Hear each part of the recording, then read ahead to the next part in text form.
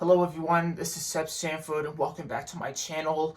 And this year has been a crazy year for moviegoers, for moviegoers everywhere who really want to see their favorite movies both in the cinema and on premium video on demand. Some of them, whether it's from Universal or whatever, 30 days after it's released in theaters to PVOD. So in this video, I'm going to be breaking down my top 10 favorite movies of 2022, and I'm looking forward to seeing what the future holds for Hollywood in 2023 and beyond, like another 12 months from the start of the year. So these top 10 movies I was excited to watch and see in the movie theaters, so I was really careful of which movies I had to pick and choose from this year. Well, most of them are Disney, or maybe most of them are Disney, I don't know, but I'll figure that out as soon as I go through my list. And one of them is from Disney Plus, which is an original movie, but we'll get to that later on in the remainder of the video. So right now, let's break down my top 10 favorite movies of 2022. Let's start things off with number 10, which belongs to Don't Worry Darling. And I thought it was shockingly good, and it started off slowly with what should have been the start of a romantic relationship between the characters played by One Direction's Harry Styles and Florence Pugh. And although the storyline was complicated to understand, there were lots of interesting twists and turns, and that it also had amazing visual effects. The style of acting and filmmaking, all in the hands of Olivia Wilde, the film's director and the film's actress, were very serious. I even like the anger issues that Harry Styles added to his character throughout parts of the second act and near the start of the third act. They're both part of the three-act structure. I know that some critics had both negative and positive reviews, a bit of mixed reviews from this movie. I'm sticking to the positive side of those critic reviews. So that's my number 10 spot on the top 10 list. And Don't Worry Darling, if you haven't seen it yet, be sure to check that out on premium video on demand. Now, let's head on over to number 9, which belongs to Disney and Pixar's Turning Red. What I loved about this Pixar movie, besides the fact that it takes place in Toronto, Canada, is that I would describe this as a love letter to the city itself and to the culture of Chinese history in that city. This could be your next traveling trip with your family if you're planning to go visiting many different places in the world, including Canada. And I especially love the idea of seeing a regular but energetic teenage girl who turns herself into a red panda and tries to keep it a secret between herself and her family, who made a history on what this whole panda situation was about. And I would describe this movie as Pixar's version of the Hulk, only more fluffier and adorable. And we follow most of her story as presented in the style of a YouTube vlog way before YouTube existed, as that film takes place in the year 2002, which the film's director Domi Shi grew up in Toronto and born in China, but moved on over to Toronto afterwards. So yeah, at number 9, it was Turning Red. I absolutely loved that movie. I was really impressed that Pixar managed to bring Toronto to the big screen, or maybe small screen, because it had to move itself to Disney Plus due to the pandemic. But it's alright, it's alright. Anyways, number 9 for Turning Red. At number 8, Lyle Crocodile. I enjoyed watching this movie not only because of the amazing music and lyrics from the guys behind musical movies like The Greatest Showman and Dear Evan Hansen, but because of the amazing vocals and songs performed by my favorite musical artist, Shawn Mendes. Just like me and my family, he's also Canadian and has millions and billions of records sold worldwide. Anyways, Shawn smashes it as his performance of the character Lyle himself. I love the idea of Sony bringing this character to life in CG form mixed in with the live action all through the whole movie. And even though the crocodile character of Lyle doesn't speak, he does sing. That's all I can remember from that movie. I don't even know how to describe it. but the plot of that movie was really good. I nearly cried at the end of the last song as featured on the film's soundtrack. The last song sequence, which is the finale version of Take a Look at Us Now, and that Lyle found his voice and sang in front of a live audience, overcoming his fear of stage fright. And that's what we see in some parts of the movie. He's afraid to sing in front of an audience in a theater, and probably on live TV. And I love this movie so much, and not only is it a movie for the whole family to watch at the cinema and on TVOD, but it nearly felt more like a Broadway like show than a movie in the cinema. And I can't wait to see where these songwriters behind this musical go next with their lyrics and songs in different movie musicals and probably stage productions as well. That's what musicals do. They make you feel happy both inside and outside. Okay, number 7, Smile. And yeah, you guessed it, it's a horror movie, as you can tell by the poster right next to me. This is one of those horror movies that will make you jump and make you scream in an almost crowded theater. I enjoyed being scared all the way through this movie from start to finish, and the ending was just shockingly horrifying and hard to watch. It scared the living daylights out of me. I've seen it twice, and I enjoyed it the second time when the screening I was sitting in was full house. It was a full house. And to end on a lighter note of the movie that I've chosen, do not watch it alone. Anyways, I put Smile on the number 7 spot. Number 6. Now we're getting onto the Disney Plus side of my top 10 list. Number 6, Disenchanted. I don't care what the critics say about the sequel, whether it is good or bad. But as much as I loved the first movie, the first Enchanted movie in 2007, I'm glad that we have waited long enough to see where the story went next, leaving New York behind and starting a new life in a little town that turns itself into a fantasy land after granting a wish that went wrong. I thought it looked more like a theatrical release than a Disney Plus Day release. I mean, why not release it in theaters?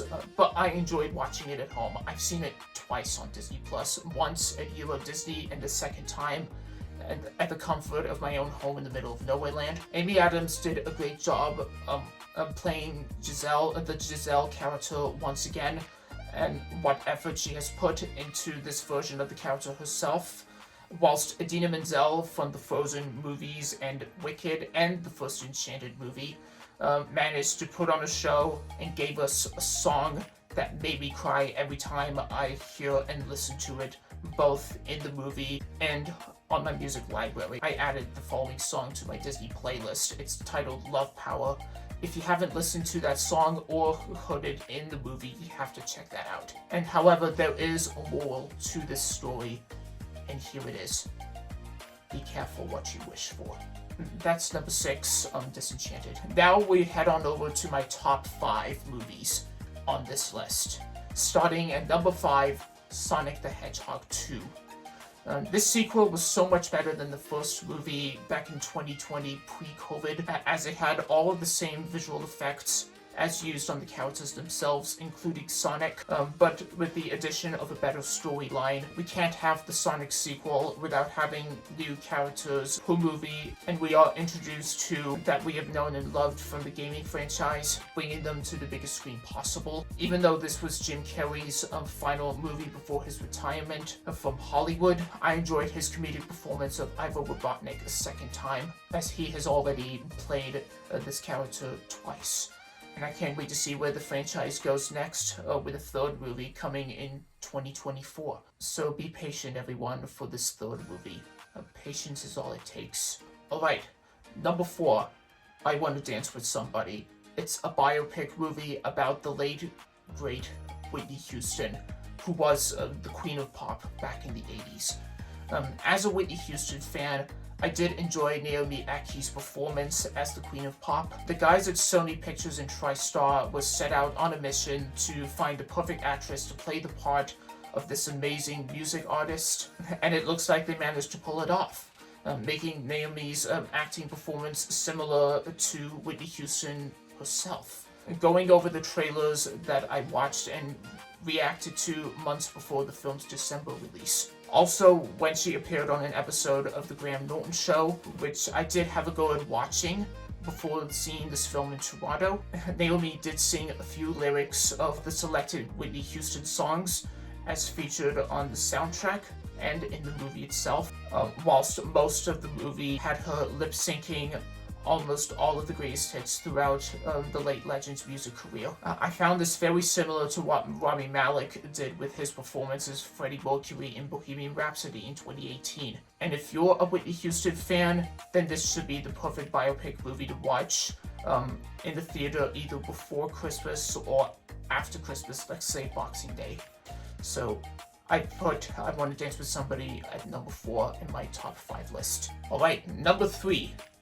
Marvel Studios' Black Panther: Wakanda Forever. This was what I called this MCU movie to date, a love letter to the late Chadwick Boseman, who was supposed to do a few more Marvel movies, but sadly passed away in mid-2020 before he could play T'Challa again.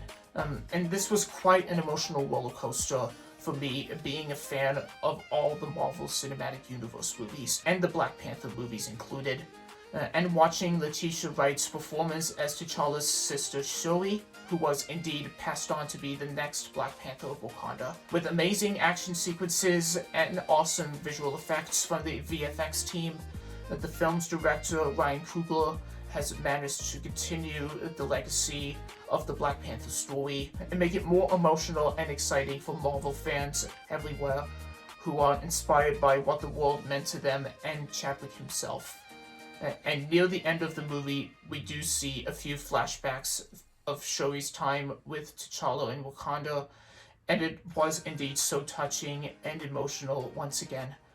And I can't wait to see where the new Black Panther goes next in the MCU.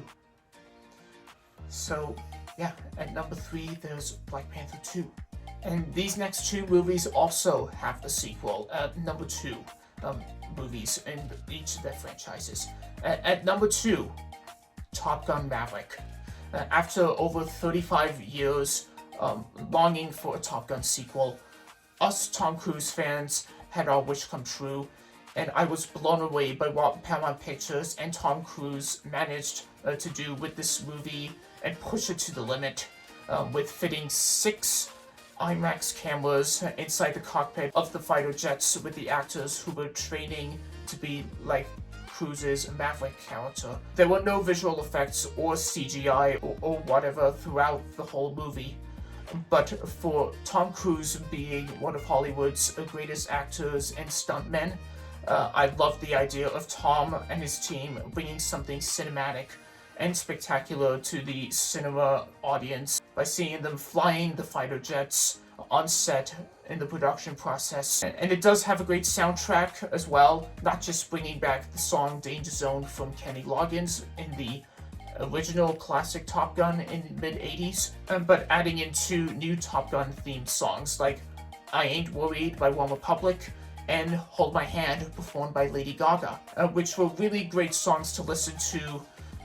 And I believe that Lady Gaga should be nominated once again for her song during 2023's Oscars in the Best Original Song category. But we'll see what happens by then. After all, she did win an Oscar for Best Song in A Star Was Born, which was Shallow with Bradley Cooper, but I'm pretty sure Gaga will be nominated for Hold My Hand as well. I'm keeping my fingers crossed for this one, for that nomination, for the movie being nominated for Best Picture. And now we head on over to number 1, and that is indeed Avatar 2, The Way of Water. Wow, wow, wow. What an amazing and cinematic experience for us Avatar fans, myself included.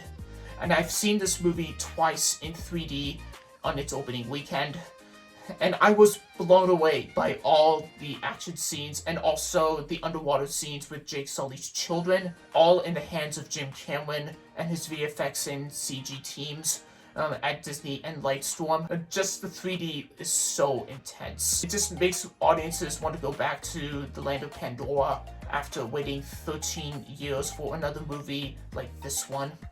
I somehow managed to stay in my seat for those 3 long hours. Yeah, 3 hours and 12 minutes long. I survived that amount of time twice, and I didn't have a bathroom break throughout the whole movie. If you haven't seen any of the Avatar movies so far, then you're missing out. You have to catch up on this movie franchise. And besides, that second movie was the first of 4 sequels, I think. 1, 2, 3, 4, and 5. Yeah, they have 3 sequels left in the franchise. We need to build that franchise up a bit. Probably give it another 4 sequels. That would make it probably around next to 9 Avatar movies if it actually happened. And this is the best movie I have seen throughout these past 12 months of 2022's movie-going experience. So that is my top 10 list of the favorite movies that I've seen throughout the 12 months of 2022. And I'm looking forward to seeing what your top 10 favorite movies are, what your rankings are from 2022 down below in the comments. And if you like what you just seen, be sure to give this video a thumbs up, subscribe today, and turn on those notifications. And you can follow me on my Instagram, link in the description. Thanks for watching, and I shall see you on another video. Bye, and Happy New Year!